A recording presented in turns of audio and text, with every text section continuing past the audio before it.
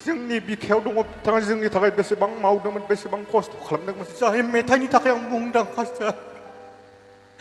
बिथां फैलाव बसुमतारिया लिरदोंमोन नाथाय बिथाङा दिनै गैलिया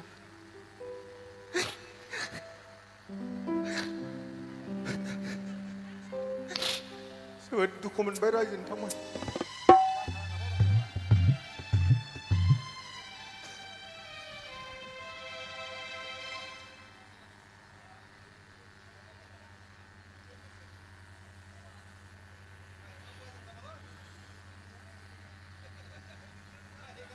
मान गोनां रायजो नोंथांमोन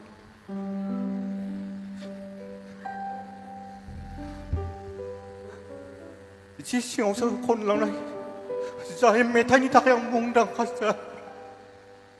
बिथां फैलाव बसुमतारिया लिरदोंमोन नाथाय बिथाङा दिनै गैलिया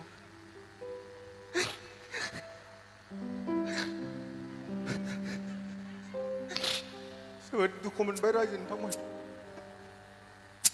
जोंनि गोसोआवसो दङ बिथाङा जोंनि थाखाय मा मावाखैमोन जोंनि हारिमुनि थाखाय मा लिराखैमोन मा होआखैमोन दिनै बिथाङा जोंनि गेजेराव गैला दिनै बिथांनि मुङावनो जों रंजादों नाथाय जोंनि बिखाया दुखु मोनदों बिथां बायदि रोंखा राखा एसेबां मोजां एक्टिं खालामनो हानाय ड्रामा लिरनो हानाय एसामिस लेभेलाव एसेबां मोजां फावथिना खालामनो हानाय जोंनि गेजेराव आसि बिजौआव साननो हानाय दङ नाथाय बिथांखौ दिनै खोमानानै लाबाय जोंनि बिखाया दिनै गाबखांदों जानो हागौ गासै आर्टिस्टफोरनानो गाबदों नाथाय फोरमायनो हायाखै जोंनि गोसोआवसो दङ जानो हागौ नोंथांमोना आं एक्टिं खालामदों नाथाय जोंनि बिखायाव दङ बिथाङा जोंनि थाखाय बेसेबां मावदोंमोन बेसेबां खस्थ' खालामदोंमोन दिनै दुखु मोनदों जोंनि गेजेरनिफ्राय बिथां गैलिया आं आसा खालामगोन बिथाङा जेरावनो थायाथों मानो आलो गोजोनै थाथों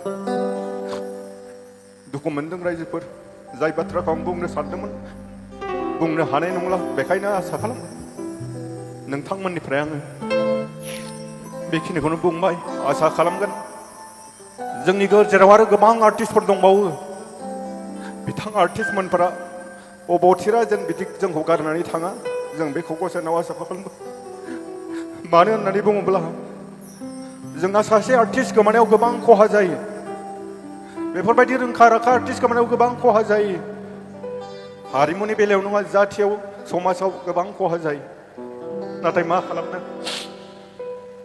जों साफ्रोमबो सानो राजा जानो नाथाय गसाइयाथोनो बिनानै जानो जों लुबैनायखौ जों मोनजोबा दा जियानो जा जाय आर्टिस्टफोरा जों दिनै थांनानै दङ जों दिनै बेफोरबायदिनो खौसे जानानै ज' जालायनानै जों थानांगोन जाथिनि हारिनि हारिमुनि जों खामानि मावनांगोन जों दिनैहाय जेरै नुदों कलेजनिफ्राय जेरै ओंखाम राननो फालो फालो फैदों बेफोरबायदिनो फोननांगोन बिथांमोनखौ आं दिनै थेंकिउ बुंगोन बिथांमोना दिनै बिथांनि नामाव जोबोद खस्थ' खालामबाय रोजा रोजा मानसिनो ओंखाम जाहोना हरबाय बिथां केसि कलेजनि मावथि बिथांमोनखौ आं दिनै साबायखर बावगोन दिनै बागाजानि गामिया रोजा रोजा मानसिखौ खस्थ' खालामनानै जाहोहरबाय दा बिथांमोननोबो जोङो जोंनि सालबारिनि जिल्लानि जानानै गामिनि गासै रायजो राजा बिथांमोनखौ जों साबायखर बावबाय लोगोसेनो सिगाङाव गोबां EM MP MCLA बिथांमोना जोंनो रोजा रोजा रां हरनानै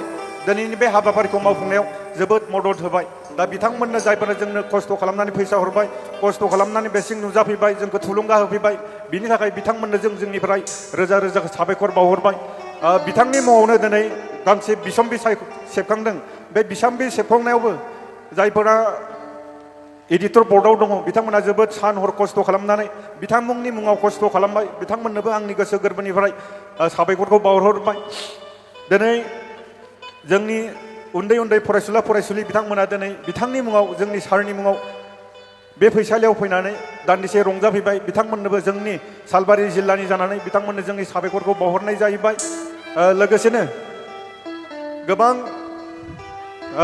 साब कमिटि दङ बे साब कमिटिफोराबो गावबा गावनि जिखिनि मावनांगौ बे मावनांगौखौ बिथांमोना मावलांबाय बिनि थाखाय जोङो सालबारि जिल्लानि जानानै बिथांमोननो जोङो साबायखरखौ बावबाय दा बे हाबाफारियावनो बे एसेबां गिलिर हाबाफारिखौ जोबोद मोजाङै बाबेन हरनाय खस्थ' खालामनाय सान हर खस्थ' खालामनाय बे आफादनिनो खुंफुं आफादनि मानगोनां नेहाथारि बिथां खदगेश्वर बसुमतारीखौ फैसालियाव फैनो थाखाय खावलायबाय।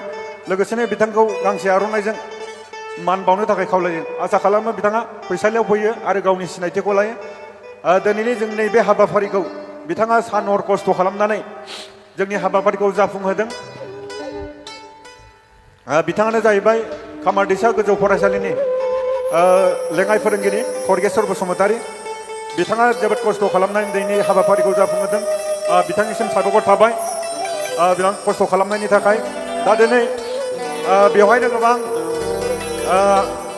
साब आफादफोर दङमोन। दा जायफोरा गोबां खस्थ' खालामबाय बिथांमोननोबो जोंनि सालबारि जिल्ला बिसानिफ्राय जाय बिथांमोना खस्थ' खालामबाय बिथांमोननो जोंनि गोसोनिफ्राय साबायखरखौ बावहरबाय। दा जियानो जा जोंहा जाहोनाय लोंहोनायाव जानो हागौ सोरबा दरसे दरनै खम मोनजाबाय, सोरबा नांगौनि बाराबो मोनजाबाय, सोरबाया गोसोबायदि मोनजायाखै जानांगौ। बोथोराबो जोबोद गरम। दा जियानो जा एसेबां खस्थ' खालामनानै जोंनि नै दिनैनि बे गोथार हाबाफारियाव नोंथांमोना जोंखौ मदद खालामफैनायनि थाखाय जोंनिफ्राय नोंथांमोननिसिम जोंनि गोसोआव दाहार जानानै थाबाय। जानो हागौ नोंथांमोननोबो जोंबो माब्लाबा सम आरो खाबु मोनोब्ला जोंबो थोजासे नोंथांमोननो मदद होगोन दिनै जोङो बाथ्रा होबाय। दा जियानो जा रायजोफोर दिनै गासै हाबाफारिखौ आं सानदों जोबोद मोजाङैनो जानानै थांदों। दिनै नैबे गोथार हाबाफारिखौ दिनै बेखिनियावनो बेखिनियावनो फोजोब्बाय होननानै फोसावबाय। गोजोन्थों रायजो नोंथांमोननि मदद मोननायनि थाखाय गोजोननाय थाबाय। लोगोसेनो बेयाव गोबां दामग्रा देग्रा फैदोंमोन, गोबां आर्टिस्टफोरबो फैदोंमोन। बिथांमोनहाबो सल' खनलांबाय, खस्थ' खालामलांबाय। बिथांमोननोबो जोंनि सालबारि जिल्ला बिसानिफ्राय साबायखरखौ बावहरनाय जाबाय। गोजोन्थों। लोगोसेनो बेवहायनो बे खुंफुं आफादनिनो सान हर खस्थ' खालामफानाय मानगोनां आफादगिरि बिजु बसुमतारीखौबो फैसालियाव फैनानै जोंनि सालबारि जिल्लानिफ्राय मान बावनायखौ लानो थाखाय खावलायनाय जाहैबाय। बिथाङानो जाहैबाय बिजु बसुमतारी, बे खुंफुं आफादनि मासिगिरि कक्लाबारि हायार सेकेन्डारिनि बिथाङा बरा बाबु। जोंनिफ्राय मान बावनायखौ लानायनि थाखाय गोजोननाय थाहैबाय। दा दिनैनि हाबाफारिखौ बेखिनियावनो फोजोब्बाय होननानै फोसावबाय। गोजोन्थों रायजो नोंथांमोन।